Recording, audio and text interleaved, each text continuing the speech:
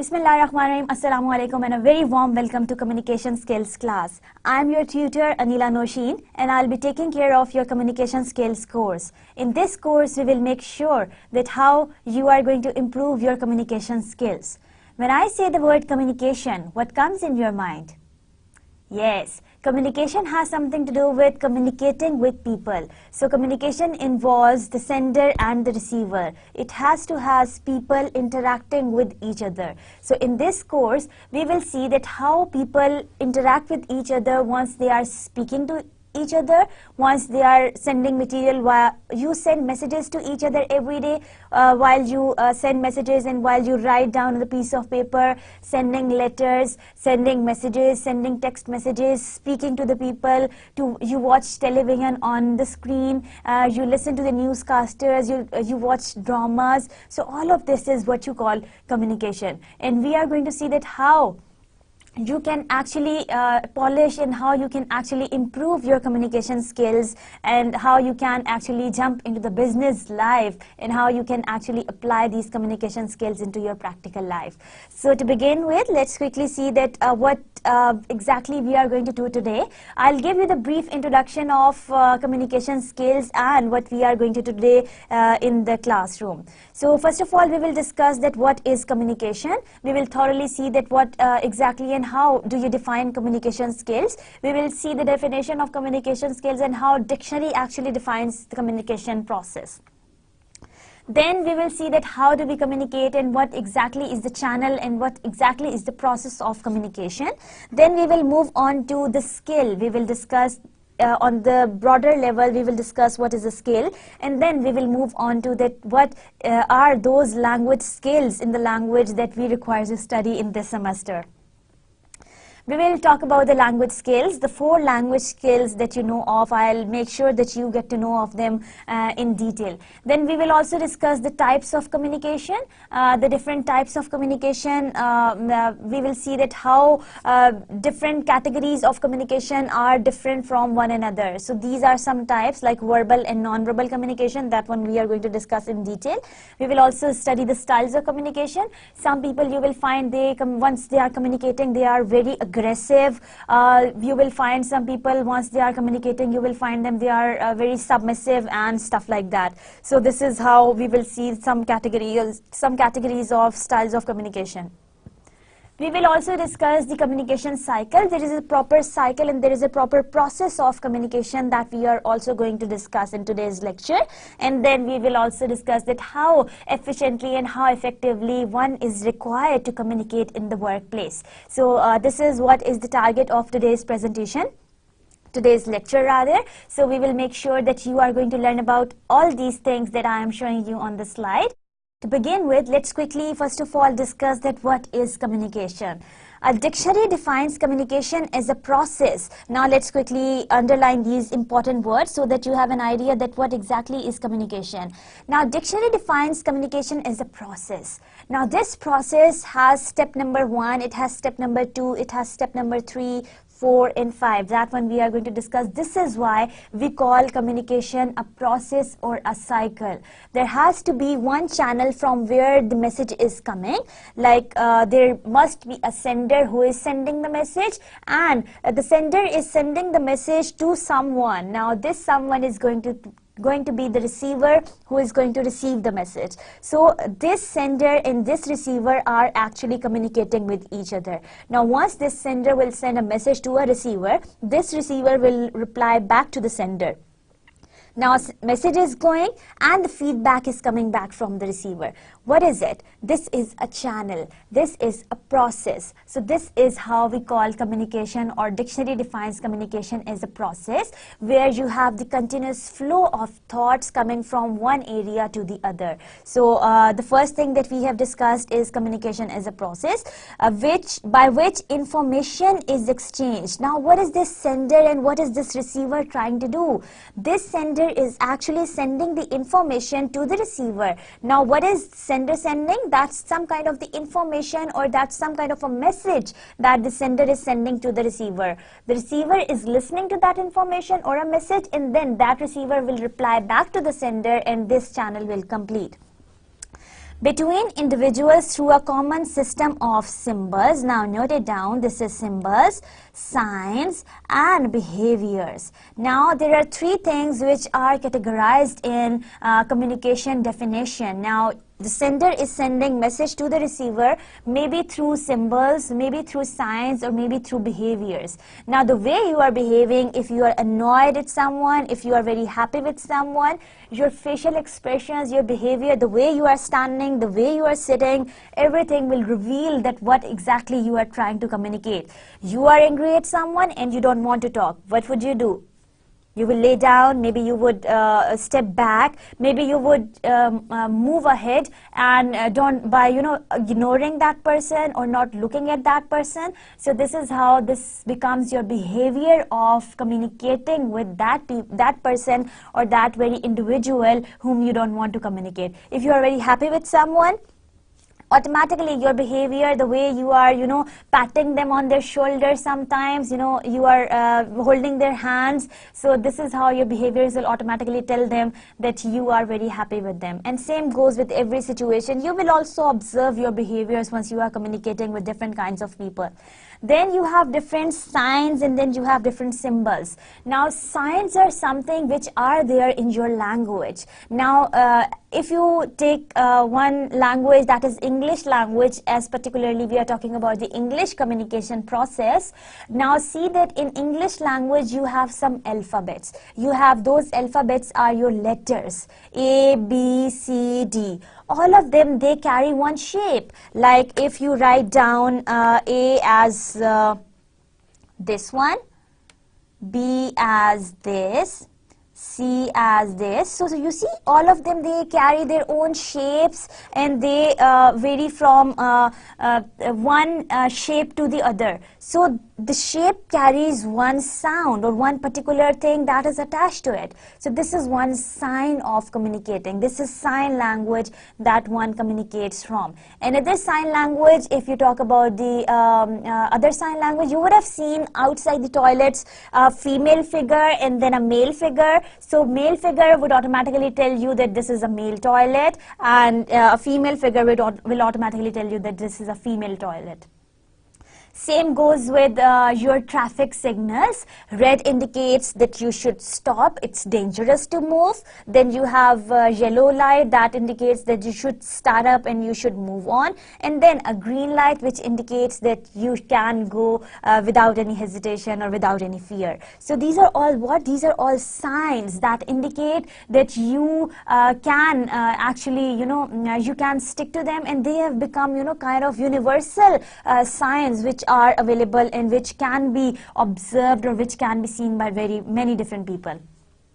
The third category through which we can communicate is your symbols. Now symbols can be, now there are a few things which are symbolic, like colors can be symbolic, any bird can be symbolic, like pigeon is the symbol of peace. And then there are some colors which symbolize different things, like red color, it symbolizes danger, and in some countries it symbolizes love. And then there are other few things which symbolize different kind of aspects in different ways. Like if you take example of Pakistani flag, belong to Pakistan, and we see that on Pakistan flag you have two colors, one is green and the other one is white. Now that white portion has something to do with elaborating or explaining the Muslim minority, non-Muslim minority, and then that green portion has something to do with explaining the Muslim majority in the country. So these two colors are actually the symbols of the Muslim and non-Muslim minorities and majorities.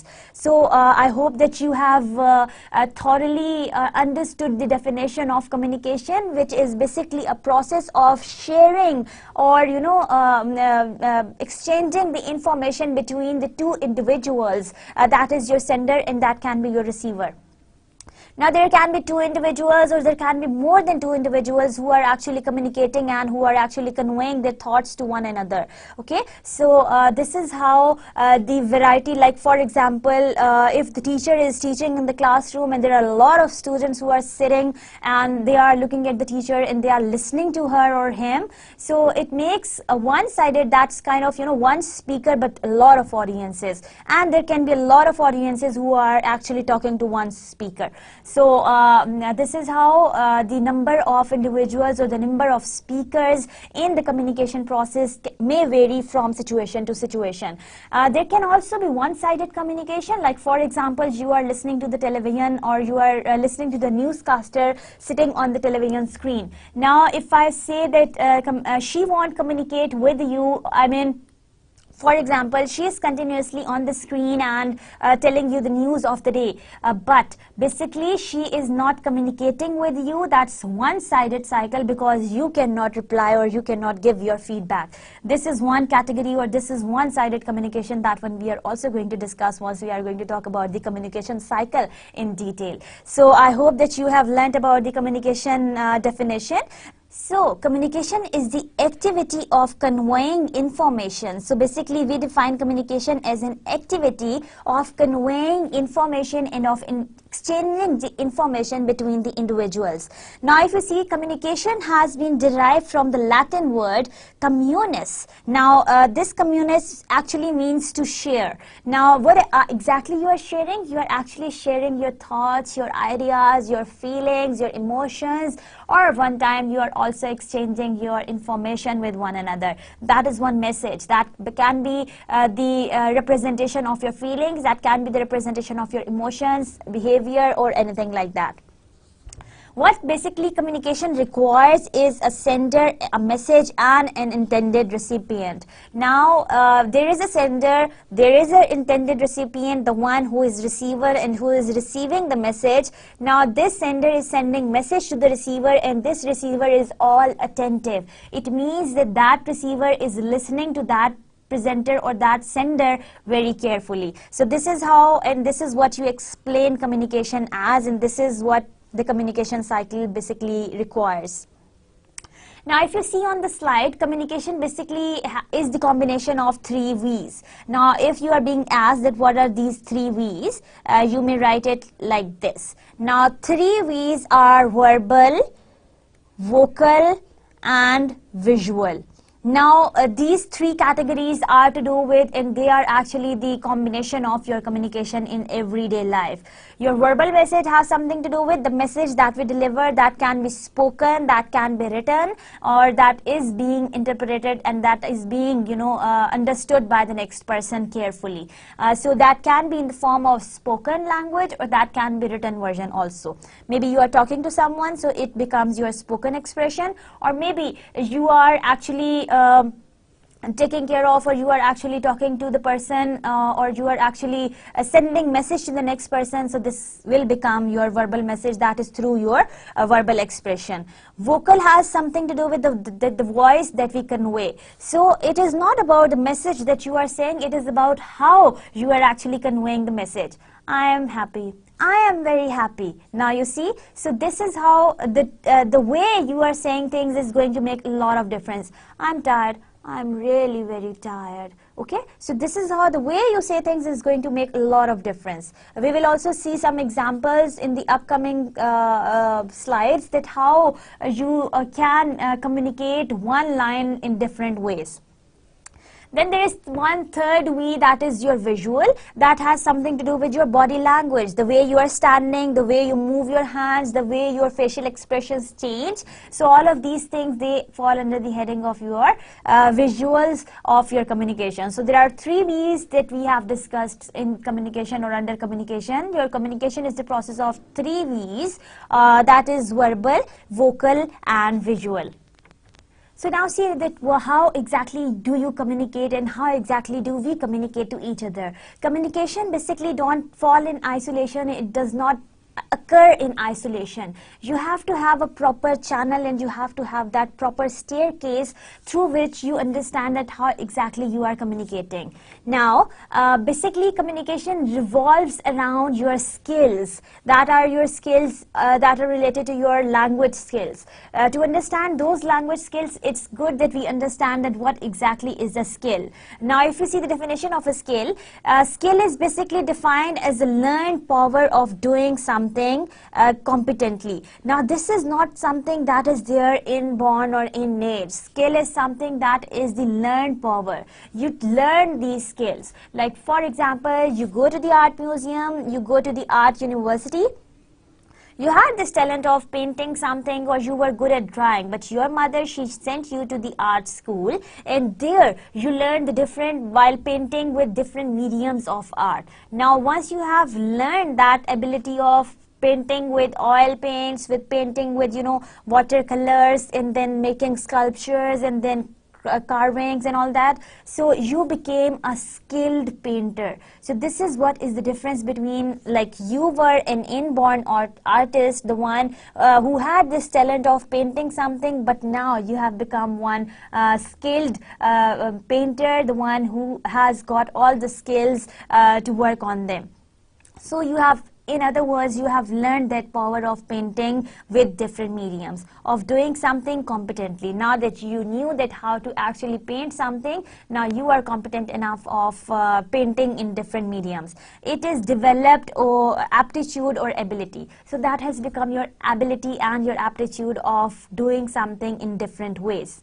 Same goes with your language. Language basically is the structure where you learn different sounds and different words, and then you move on to applying those words in different situations.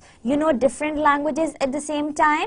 That has something to do with your innate ability of learning the sounds, learning the words, and then your skill will help you writing down in different languages, maybe reading from different languages and stuff like that. So once we talk about particularly communication skills, maybe you have read and I'm sure that you are aware of that how to pronounce different words, how to read different words, how to actually develop sentences, and then you must know that you would know that how actually you can read from the newspaper, how you can listen to different people. But once you will be actually applying all those techniques which are there to learn English language communication skills, to become a competent writer of English, a competent listener of English, a competent reader of English, and a competent speaker of English, that will help you to become a skillful English expert.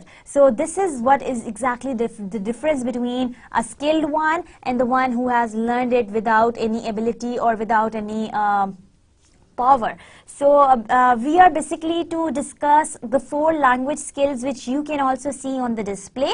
The first one is listening skill and the second one is reading skill. Now if you see on the slide, the 2 of them, this one listening and this one reading, both of them, they are your receptive skills. Now once you are listening to someone, what exactly you are doing? You are actually receiving the information from your ears. Now this information is coming to you and you are trying to absorb that information and you are trying to understand that information.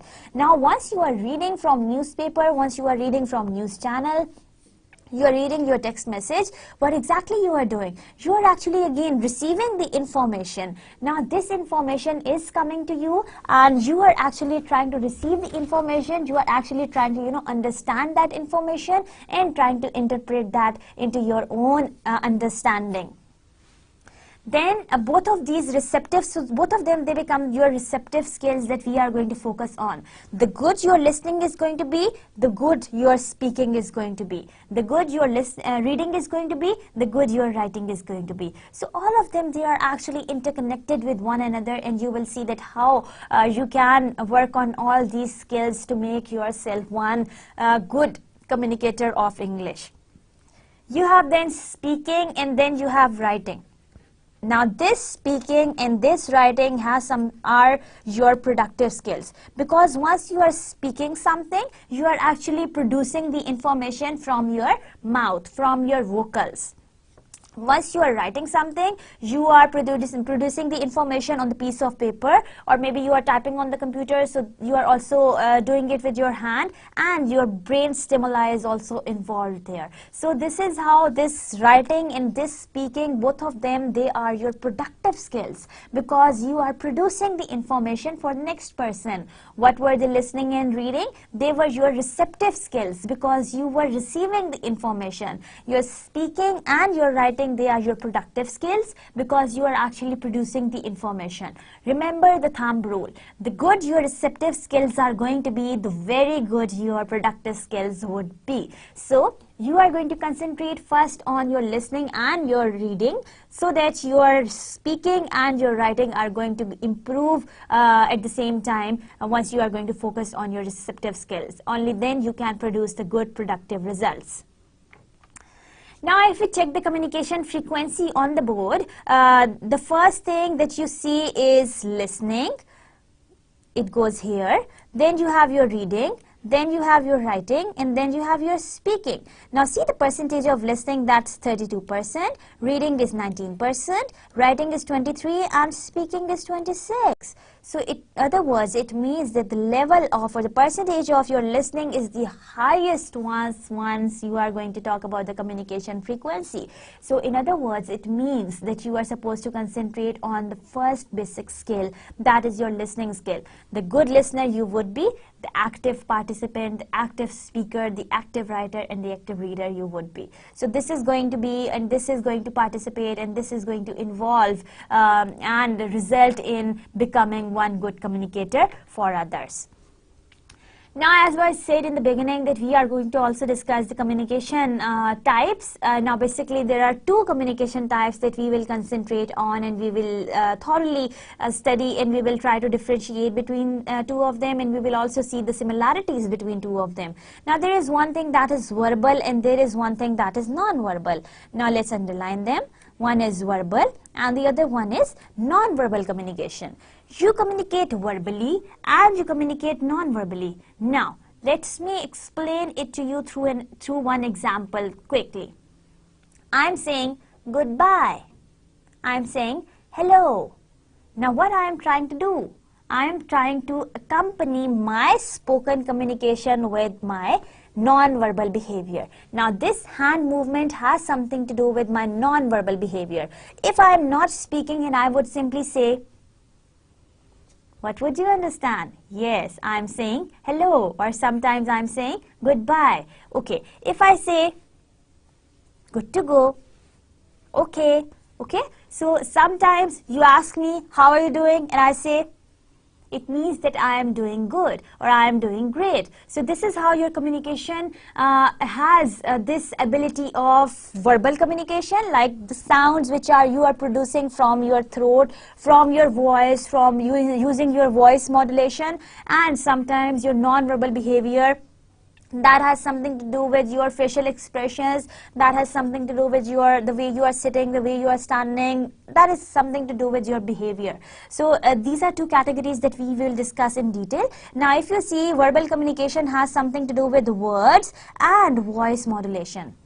Now, these words can be spoken as well as these words can be written, because this thing that has something to do with your verbal communication. If I say that the thing has been communicated to me verbally, in other words, it means that I have seen that, maybe I have seen that, or maybe I have heard that. Okay, so this is how you are going to see that how words can be written as well as spoken, and it will become your verbal communication behavior.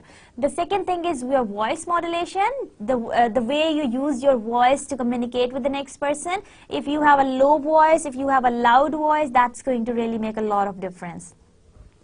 Non-verbal communication basically has something to do with your posture, your movements, the way you are standing, your standing position. If you are standing in a very dull and a lazy posture, that's going to tell others that you are tired, or maybe you are not interested, or maybe that's going to give them the cold rejection. And if you are standing active and with your hands towards outside, people will see that how your movements are very welcoming for them. Then your gestures, your facial expressions, your eye contact, heart, your hair, your everything that is going to communicate messages to your receivers. So make sure once you are communicating with the next person, along with your verbal communication, you also take care of your non-verbal behavior. And I will tell you the tips that how you can work on your non-verbal behavior, how you can, make your non-verbal communication plus your verbal communication more active and interactive for your receivers. Now there are some styles of communication, like first one is aggressive communication, the second one is submissive, and third one is assertive. Now aggressive, once you are aggressive, like mostly the boss in the companies are, like your supervisor or your boss tells you to do something quickly. Now this is what? This is his aggression that he is trying to portray. Like he is kind of giving you the order of doing something. And you say, okay boss, I'm going to do it. This is your submissive behavior. Now in our everyday life, in our common routine, every day you come across different kinds of examples. Even at home you would see that how your mother is telling you to wash these dishes in the kitchen, and you say, okay mom, I'm going to do that right now. So this is your submissive behavior, and that's your aggressive behavior of your mom. The third one is your assertive behavior, that is more mediocre or more moderate in tone, which can be applied the way I'm speaking right now. Now how do we communicate? We can communicate through written or visual, and we can also communicate through verbal and non-verbal. Now our main focus in this semester is going to be, once we will talk about the written and visual. Your written and visual would carry assignments, your CVs, your applications, and your reports that you would be making in the semester. And then verbal and non-verbal, which would carry your interview sessions, your presentations, and your meetings. I will tell you that how you are supposed to take care of your verbal and non-verbal behavior once you are going for the interview. I will tell you that how you are supposed to take care of your verbal and non-verbal behavior once you are going for the presentations. And I will tell you that how you are supposed to behave in the meetings and how you are supposed to take care of this verbal and non-verbal expression in the meetings. So this is what is going to be the target of the semester. Now moving on, let's quickly see that what communication cycle basically goes through and what steps basically it follows. Now if you see on the slide, the first thing is, as I told you earlier, that the first thing that is required in the communication process is sender. Like in the current situation, I am the sender of the message and I am trying to send message to you. Now the sender of the message is sending message to the receiver, and the sender is the person, the one who is sending the message or the source of information. Now we will keep on elaborating the details for each one of them. The second one is receiver, and now in the current situation you are the receiver, and the receiver is the person who receives the message. Now what is in common? That they are sharing this message. Now message is being exchanged between the sender and the receiver. Now this is your message. The message basically is the subject matter of communication. It may contain facts, ideas, feelings, and thoughts. So this is how you explain the message that is being communicated from the sender to the receiver. Now, a channel can be anyone in any kind of communication. It can be verbal or it can be non-verbal. As I told you earlier, that verbal and non-verbal behaviors, they communicate. So in the current situation, I am communicating verbally, and maybe sometimes I'm making use of my hands to tell you about different things, like the way I say this is sender, this is receiver. So this is what that my verbal behavior is accompanied with my non-verbal behavior to make sure that you understand each and everything in a very clear way. So sometimes in our daily life, so you point towards the door, you say I want to go out, or I want a glass of water. So your hand movements, and you're pointing towards things, you're looking at something, you are looking for your wristwatch, you are looking for time, you are sitting in a very hot and stuffy room, and you are very uncomfortable. So these kind of things, they make a lot of difference. Like verbal and non-verbal can be your channels of communication that communicate your message very clearly to the next person. The feedback is receiver's response or reaction or reply to the message which is directly towards the sender. Now, your communication cycle, basically the first thing is the sender, that is the person who is the source of information. The second thing is the receiver, the one who is receiving the message or who receives the message and who tries to interpret that. The third one is the message, that is the subject matter of the communication. It basically conveys the feelings, the ideas, and the emotions. The fourth one is the channel. It can be verbal verbal and can be non-verbal. And the fifth one is the feedback, that has something to do with the response or reply of the receiver to the sender. Your cycle would complete if the receiver is going to provide the feedback to the sender. If the receiver fails to provide feedback to the sender, sometimes it will become very difficult for the sender to understand that how receiver has understood or interpreted his or her message. So moving on to the next slide, the communication model, as you can very well see on the slide, this is your sender, the one who is sending the message. Now this encoding has something to do with encoding. Something means that you are creating something in your mind. Now creating something, once you talk about the communication process, encode something has something to do with creating something or making something. Now you are encoding something in your mind and then you are conveying your thoughts to the receiver. Now those thoughts and those emotions or that information has to go through a proper channel. Now if you see, the second step is your channel. The receiver, that message will be decoded by the receiver. Now this decoding or this decoding has something to do with cracking down the thing. Now that thing that has been created or encoded is being decoded or being cracked down or being interpreted by the receiver. Here your communication cycle will complete. The sender will encode the message and he will send that message through a proper channel to the receiver. The receiver will receive the information through a proper channel and will try to decode the message. And here your cycle would complete. Now if you see this cycle, I've kind of tried to make one wheel for you where you can understand that how basically this communication cycle goes through and what kind of the process it follows. The first thing is your sender, as you can see on the board as well. Let me pick up the highlighter so that you don't have any confusion seeing that. This is your sender, the one who is encoding the message. Now your sender is basically encoding the message. It means, in other words, that he or she is kind of creating the message in his or her mind. He or she is doing what? He is encoding the message in her mind, and that message will be communicated to the receiver through a proper channel. Now that channel can be your verbal communication as well as your non-verbal communication. That one you will see also. The fourth step or the fourth thing in the whole cycle is your receiver, the one who is going to decode the message, and then that receiver, after receiving the information, will send a feedback to the sender, and here your cycle would complete. Now if you see in the middle, here is a noise and here are some barriers. Now what is this noise and what are these barriers? Between your whole cycle of communication, there can be some barriers and there can be some noises which can be the cause of misinterpretation of your messages. Like sometimes, to give you one example, and we are going to make sure that you are going to listen and you are going to get the information about these barriers and these noises in detail in the upcoming lectures.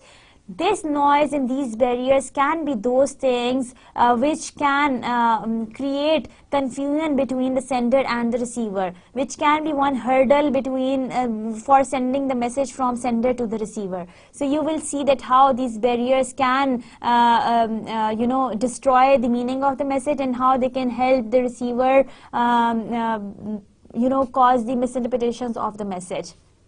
We are going to discuss them, like two people are talking in the classroom, or maybe two people are talking where a lot of people are running by, and there is a corridor and they are standing and they are trying to talk and there is a lot of noise. Now the sender is trying to tell the receiver that we have a class after that right now, and the receiver is not trying to understand that. In other words, it means that receiver is already so much occupied with the noises outside, or maybe there are noises around him, so that he cannot understand. These noises can be of two types. The first one is external noise and the second one is internal noise. Internal noise is something to do with your psychology. If your mind is already preoccupied with something, you won't understand what the next person is saying. And sometimes the external noises, as I said, that the noises that are around you, and they do not let you understand, or they do not let you hear the next message completely. Now let's quickly see that how this communication cycle basically moves on, and how we actually get this cycle completed. A message is being sent by the sender through gestures, sometimes through drawings, through facial expressions, through spoken or through written. Now this message will be sent by the sender. The message is being sent maybe sometimes through gestures, maybe through facial expressions, sometimes maybe you are making drawings, maybe through facial expressions, maybe you are speaking something that is a message, or maybe you are writing something, or maybe you are typing something on your mobile phone and you are sending it to your friend. Now, what would the receiver do? It will enter in the sensory world of the receiver, and all senses would be involved there. Your sense of sight, your sense of hearing, your sense of touch, your sense of smell, your sense of taste. All of your senses would be involved in your communication process once the receiver is going to receive the information.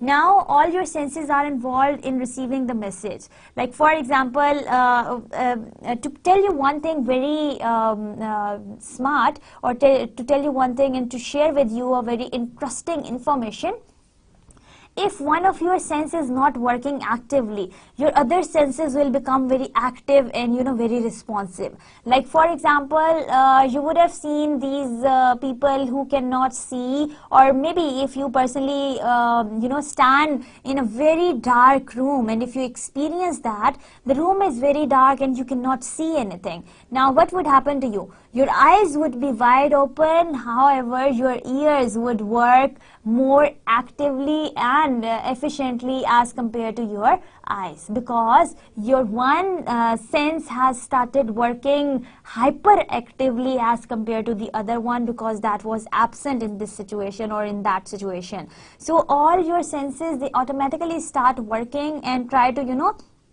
respond to what is being said. Now what do? For example, your mother says, give me the glass of water, and all your senses are working. Your sense of sight, your sense of hearing, your sense of touch, your sense of smell, and your sense of hearing, all of your senses, they start automatically working once you are being or somebody tells you something to do, or somebody asks you something to do.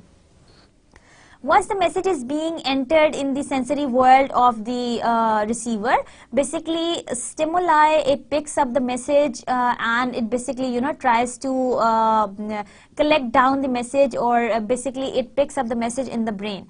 Now this stimuli, it varies from person to person. It can be related to the person's abilities, like what kind of the abilities person has. It can be the cultural background, like what kind of the culture the person is coming from, maybe what kind of situation he is in, maybe he is drowsy, dizzy, daydreaming, he is not alert. All these situations that are something to do with your stimuli, they vary from person to person.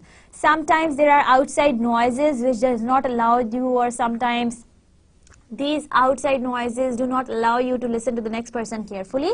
Sometimes the facial expressions of the next person, like you are sitting in the classroom, the students are also sitting there, the teacher asks anyone a question, somebody is daydreaming, somebody is not alert, the facial expressions automatically convey this message. So you are going to make sure that once you are sitting and you are talking to someone and the sender is sending the message, you should be sitting in a very alert position so that they get to know that you are listening to them carefully.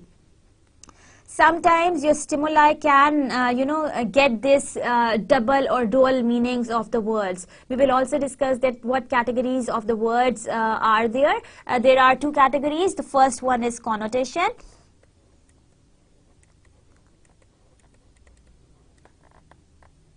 and the second one is denotation. Okay, let's forget about that. That makes it D-E-N-N-O-T-A-I-O-N. Now, connotation and denotation are the categories of the meanings of the words which actually convey the dual meanings. Now, denotation has basically something to do with the dictionary meaning of the word, and connotation, it conveys the multiple or the underneath or sometimes the dual meanings of the words. Like for example, if I say the word needle. Now this word needle has something to do with That's in the dictionary definition would automatically, or the denotative meaning of the word is that it's an instrument which is used to for, you know, stitching the clothes. And the connotative meaning, if I say that why are you needling me, it means that why are you pinching me. So the underneath meaning of the word, the exact word needle, would automatically change. Now moving on, the filtering process. Now once your stimuli has picked up the message, including your cultural background, your state of mind, your internal noises, your facial expressions and everything, basically your filtering process would begin here. That is through contents, experiences, knowledge, emotions and cultural backgrounds that you are coming from. So you would filter the message accordingly. You would filter down the message according to your understanding and your situation.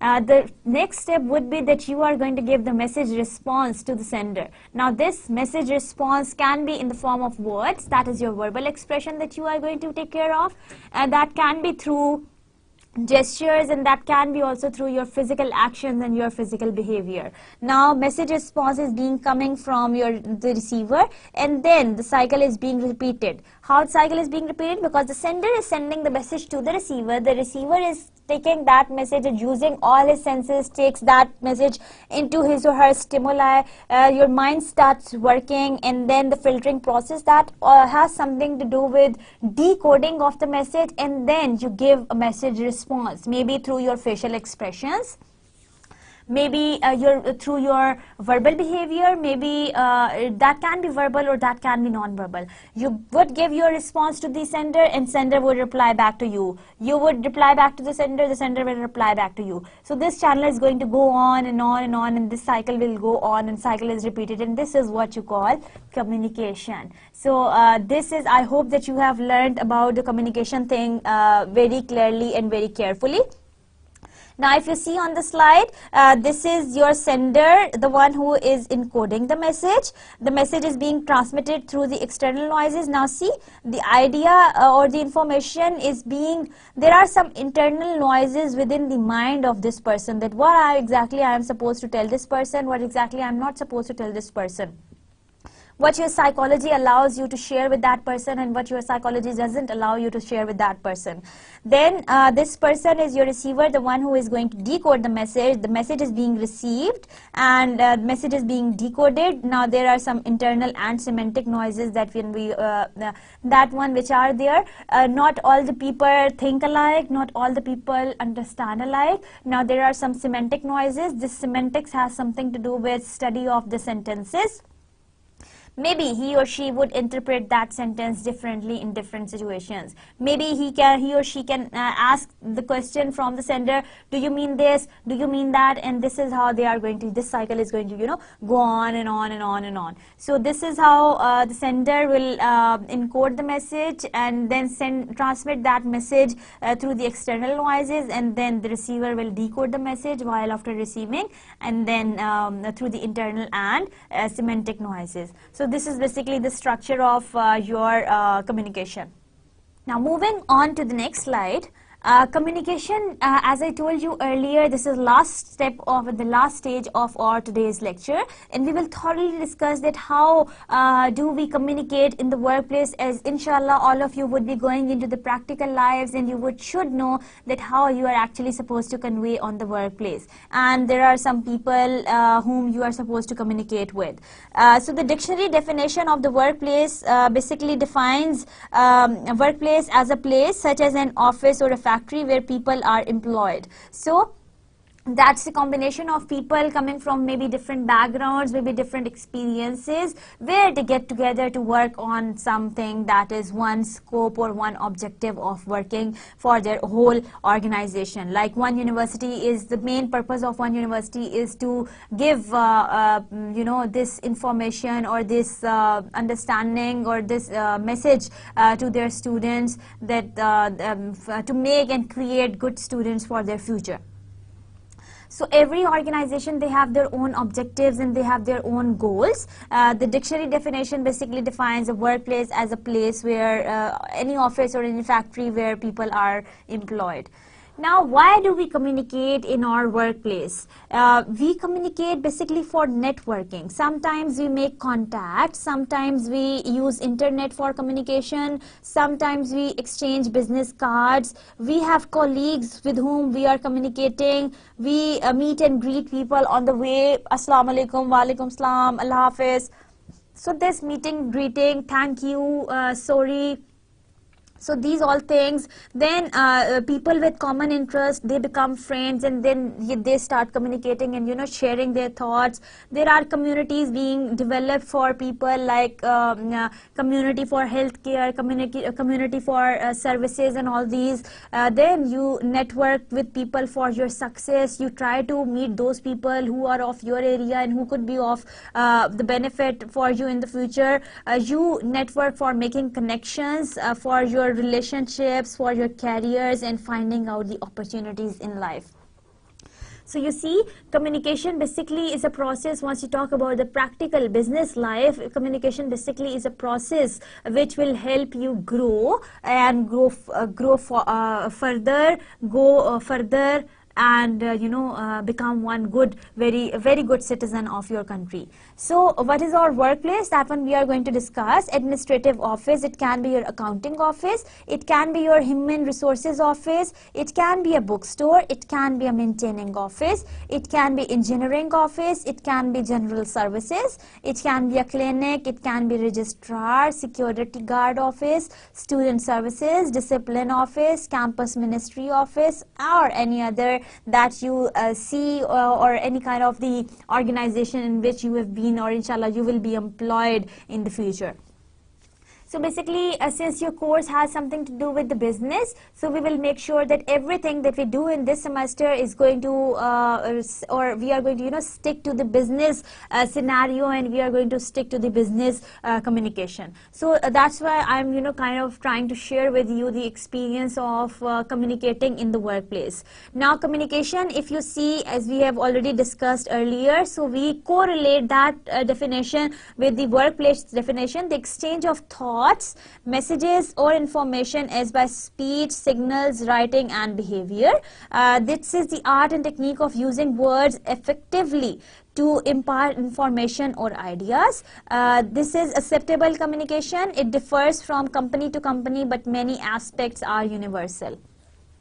So at workplace or in business, some of the aspects, they are very universal and they are understood. You are supposed to take orders from your boss. You are not supposed to give him orders. This is one very universal understanding. You are supposed to take tasks from your assistants. You are not supposed to take orders from them. So this is one another universal understanding. Every organization, they have got their own scenario and they have got their own structure, but the universalism is that all the organizations, they have one hierarchy that is being followed, like standing from the senior to the junior, from the senior most to the junior most. Now, there are some tips that can help us communicate effectively in the workplace. The first tip is to listen carefully. Now, as I told you that listening is the 32% of our whole or everyday communication. Now, this listening, when you listen to others attentively, it makes them feel good. Now, in the current situation, I'm sure if you are listening to me very carefully, I will be very happy that you are listening to my efforts that I am putting in very efficiently and very, attentively. It will also makes for a deeper and more positive connection with the others. Now, there are two people who are talking to each other. One is discussing a very serious matter with the next one, and the next person, he or she is, continuously playing with their cell phones, and sometimes, they are looking here and there. They seem not interested in the talk the next person is saying. What would the next person feel? They would automatically feel the next person is not interested, or they won't feel very good because they had been sharing this very important thing with them, and sometimes they feel lethargic with what the next person is doing with them. So if you are not paying attention to the next person, to the next person thoughts, sometimes the next person, they get annoyed. In turn, you form an understanding and they will listen to you once it's your turn to speak. But if you are sitting in a very right posture and you are listening to them very carefully, what will happen to you the next time? For the next time, once you will be talking to them, they would automatically listen to you very carefully. Poor listening happens often and results in misunderstandings and miscommunications. So make sure that poor listeners, once they are trying to avoid the communication that is taking place, sometimes it results in the misunderstandings and miscommunications between the two people. So your main purpose, once you are sitting in the workplace, now if you take the example of the workplace where you are working and your boss calls you in and he asks you to do this task, and you are busy watching his table, that what exactly he has placed on his table, or you are busy watching here and there. Now your boss is going to fire you, I bet you for that. Why? Because your boss needs your attention. Now this attention is very important, because your attention of your ears while you are listening to that person. Now for listening, your main purpose should be that you have to have this intention of listening to the next person. You go into your boss's room, you go with your writing pad and you go with your pen and say, yes sir, please give me what task do I have to do. So this is your intention of doing something, okay? Ask yourself what your intention is before starting a project, going to a meeting or speaking to someone. So this will help you improve your communication or improve your workplace communication with people. You can also ask others what their intentions are in similar situations. So you can also ask others what exactly their intentions are in the similar situations. Knowing your intention will help you be more conscious of what you are doing or saying. So this intention thing is really very important, and your main purpose should be to have and focus on the intention of the word, which means you'll be able to be more effective and skillful. So that is going to make you more effective and look skillful in front of the others. So this intention is very important when you are talking to someone or when you are working at the workplace. Now another tip that can be taken care of once you are trying to talk to the next person is to speak clearly. Now once you are trying to talk to the next person in the workplace, in the practical life, speak clearly to the next person. That doesn't have something to do with speaking clearly from your throat. That has also something to do with taking the care of the vocabulary usage or the sentence collection or the sentence formulation or the kind of the message that you are trying to communicate to the next person.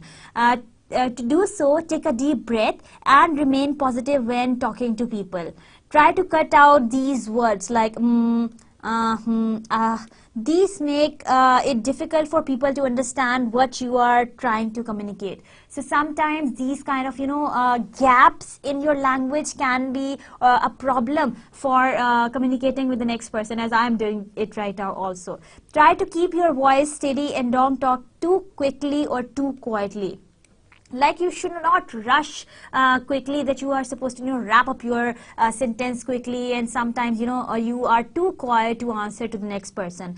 Be confident in what you are saying and others will feel your confidence too. So this speaking clearly, taking deep breath and then talking to the person is going to help you see that how you can look confident to the others. Another thing that you can also keep in mind is to be genuine. Now, how you can be genuine?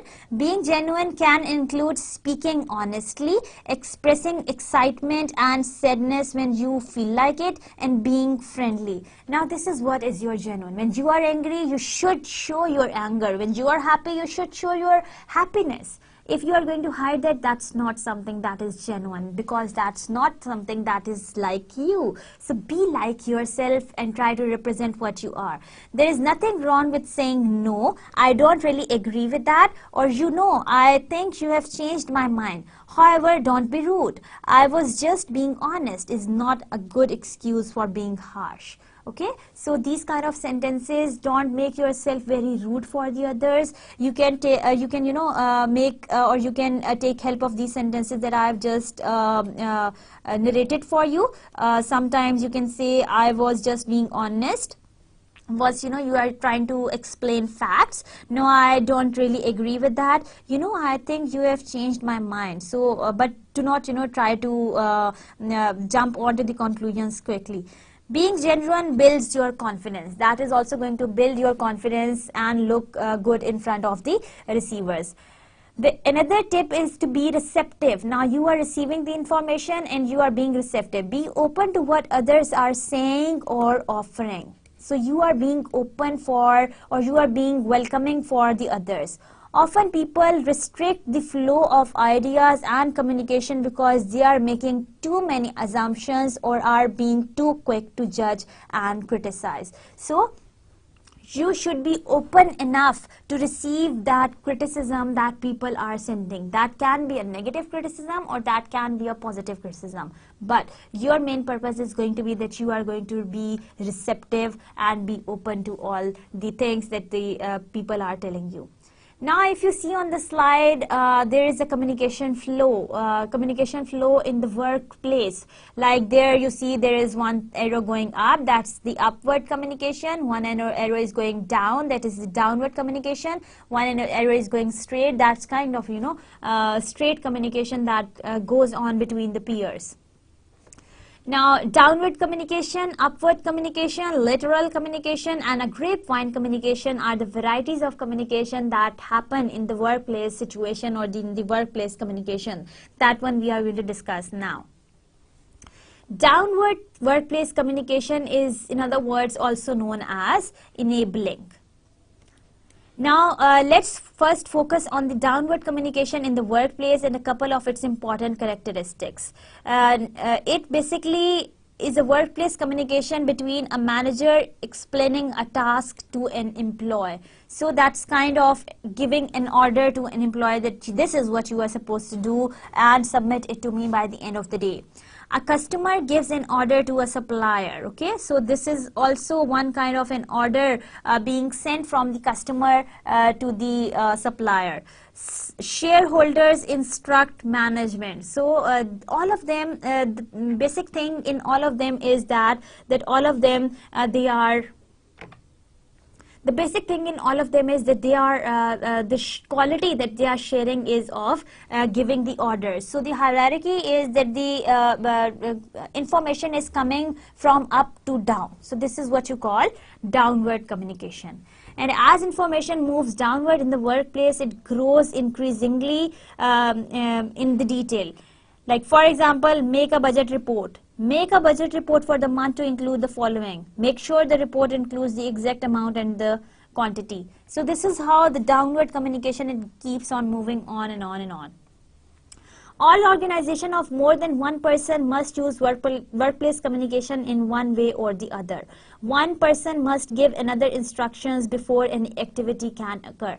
So basically your downward communication has something to do with taking the orders from the top, and the people sitting on the lower management are supposed to do all those tasks on their own. So this activity will occur only when the orders are being taken place in a good manner. At each stage in the downward flow of communication, people in the organization receive information to help them do their jobs. So, receiving this has something to do with the receptive skill, because the people below, like the assistants, like the managers who are taking orders from their bosses, are actually receiving the information. So, the more elaborated and more explained that information is going to be, that is going to be understandable by the receivers, and the receivers will do their tasks more efficiently. So in the life, if you are going to become boss one day, inshallah, you are supposed to take care of only one thing, that you are going to provide the complete information if you are sitting on the higher management. And at each stage, the information becomes less abstract, more specific, and more detailed. So these vagueness would disappear if you are providing them the complete information. You would be more specific and more detailed as to take your tasks from your team. Now the next type is upward communication, that is compliance. The first one was enabling, the second one is compliance. Second major flow of communication is upward communication from employee to the supervisor, supervisor to the department head. Let's underline them. underline head, department head to the vice president, and so on. So there is a manager there is an employee who is talking to the supervisor, maybe a laborer who is talking to the supervisor, supervisor is talking to the department head, the department head is talking to the vice president, and so on and so on and so on. So moving from the lowermost management to the top management, this is what you call the upward communication, which goes on up and up and up. So that would be a kind of a submissive communication, in other words. The next type is lateral communication, which is a kind of a coordination. Now think of information that flows back and forth between you and your peers. Whether you are a frontline worker, a manager, or a member of a board directors, this is lateral communication. Now those people who are working in the same capacity, in the same organization as you are working in, they will become your peers. Like for example, if you are working in one organization as a manager and there is another manager who is working in the same capacity in the same organization, two of you are peers and you are sharing your information, and your information will keep on they're talking to each other. This is what you call coordination. You do not understand one task, you ask the other person for help. Since both of you belong to one category and you belong to one particular task and particular scenario, so this will automatically become coordination between two of you. There are some characteristics first of coordinators. First, no supervisors, subordinate relationships exists here. It's strictly a case of two people with roughly equal amounts of power and prestige. So nobody is senior in this situation. That makes this form of communication voluntary, and there is no discrimination in that. Yes, the boss may tell us to communicate with each other, but unless we both want to do it, we are not going to exchange much information of value.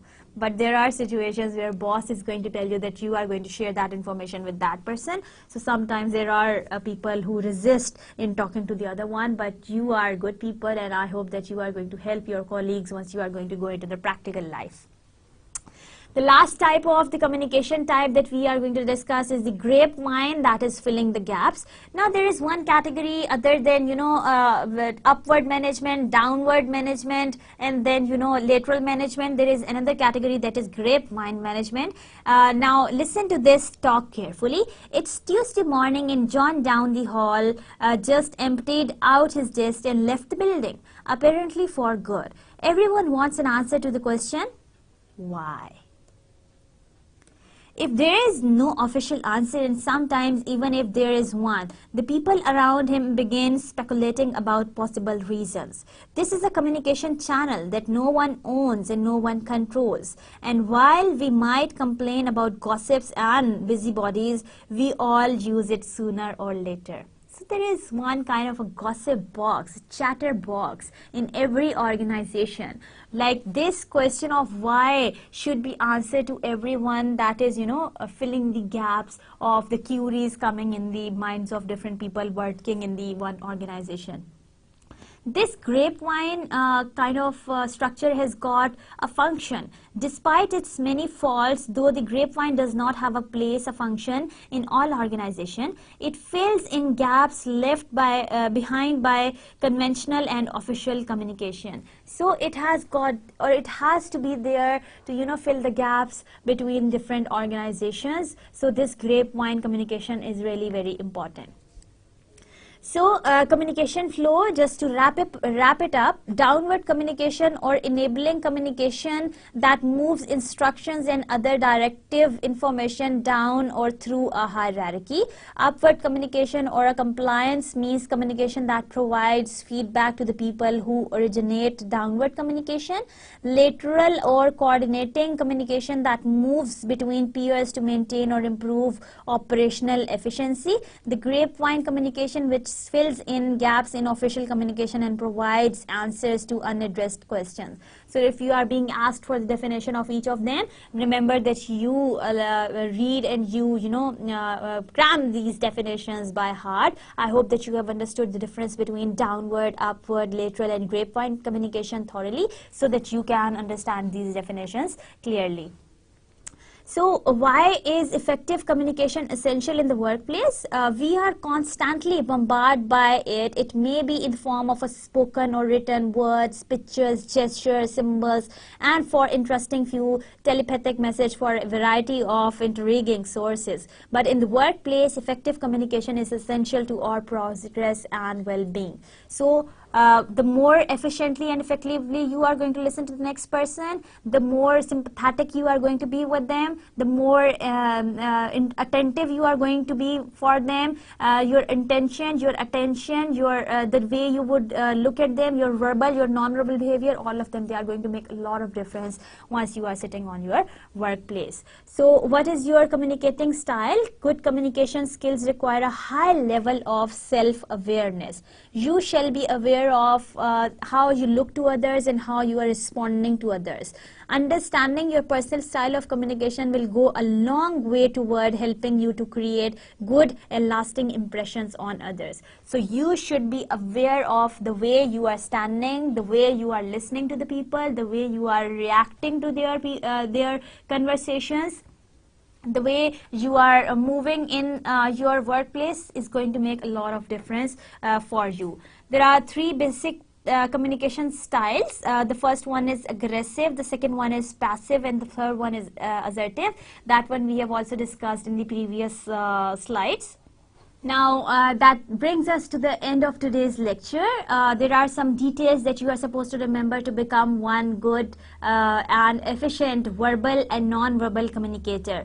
You are supposed to see through today's lecture, we have learned that you are supposed to be calm and collected all the times. You are supposed to be loud enough to be heard by everyone. You are supposed to use those words which are accurate in diction, and you are supposed to pronounce words correctly. Speak slowly and make use of pauses to stress important ideas. We will keep on moving on, and we will keep on seeing that how you can improve your verbal and non-verbal behavior in your workplace communication, especially once you are a BBA student. I'm sure that you are going to go into the business and practical life. So try to see that how you can work on your verbal and non-verbal behavior to impress your audiences, to take in the clients and customers, and flourish your own business. With that, here is a list of references from where the information was being taken. I hope you have understood about the communication cycle, the communication process, the types of communication that we have discussed, verbal and non-verbal communication. There are channels, that one we have also discussed in today's lecture. I will make sure to give you a quick recap of what we have done today in our next lecture. With that, I wish you a very happy day, and wish you very happy communication skills in life. Thank you so much. Allah Hafiz.